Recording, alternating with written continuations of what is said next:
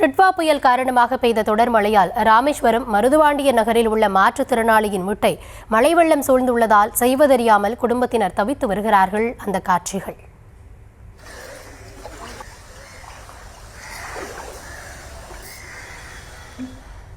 அந்த வீடு முழுவதுமே மழை வெள்ளத்தால் பாதிக்கப்பட்டிருப்பது தொடர்பான அந்த காட்சிகளை பார்த்து வருகிறோம். கள தகவல்களோடு இணைகிறார் எம்முடைய செய்தியாளர் பூபேஷ்.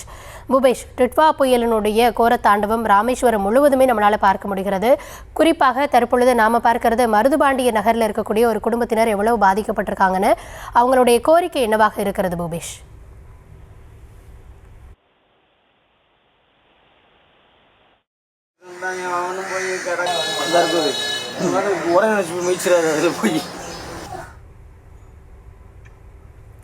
நம்ம பூபேஷ் கிட்ட தொடர்ந்து பேசலாம். அதற்கு முன்னாடி அந்த வீடு எவ்வளவு சேதமடைந்திருக்கிறது, அந்த பகுதி முழுவதுமே மழை வெள்ளத்தால் சூழ்ந்திருக்கக்கூடிய அந்த காட்சிகளை தான் நம்ம தற்பொழுது பார்த்து கொண்டு இருக்கிறோம்.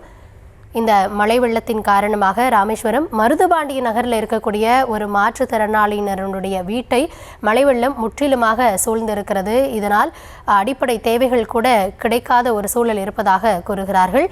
விவரங்களோடு பூபேஷ் இணைந்திருக்கிறார். பூபேஷ், அவங்க தரப்புல இருந்து என்ன கோரிக்கை முன்வைக்கிறாங்க? தற்பொழுது உடனடி தேவையாக அவங்க கோரிக்கை விடுப்பது என்ன? வணக்கம். அந்த மருதுபாண்டியர் நகர் முழுவதுமே மழைநீர் தேங்கி கடுமையாக பாதிக்கப்பட்டிருக்கிறது. குறிப்பாக முழங்கால் அளவு மழைநீரானது வீடுகளுக்குள்ளும் சூழ்ந்திருக்கிறது. இந்த சூழல்ல அந்த மீன்பிடிக்க சென்று பாதிக்கப்பட்ட அந்த மீனவ குடும்பத்தை சேர்ந்த ஒரு மாற்றுத்திறனாளிகள், வயதான மாற்றுத்திறனாளிகள் வீடுகளுக்குள்ள மழைநீர் பூந்திருக்கிறது.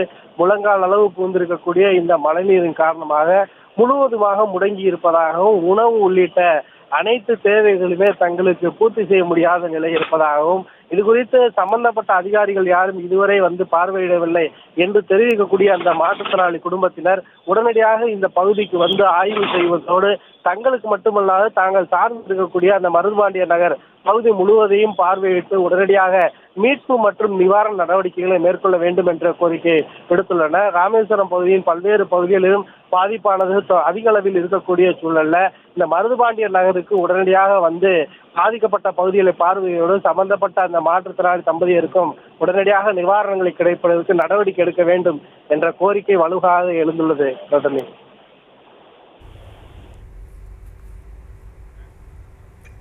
விவரங்களுக்கு நன்றி பூபேஷ்.